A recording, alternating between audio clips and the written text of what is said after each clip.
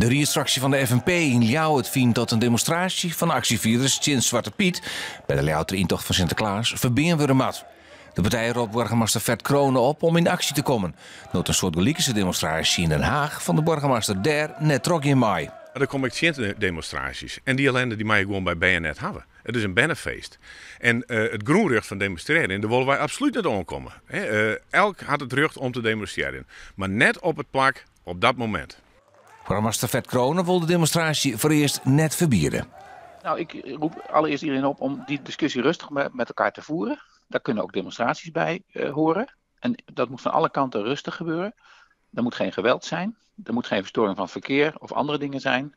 En als dat zo is, dan kan ik zeggen, gaat u alsjeblieft op een andere plek staan. En dan zal dat ook gebeuren. Er is overigens nog geen enkele melding voor een demonstratie in Leeuwarden. Dus dat moet ik allereerst al afwachten. Willen mensen wel demonstreren? En voor wat dan precies?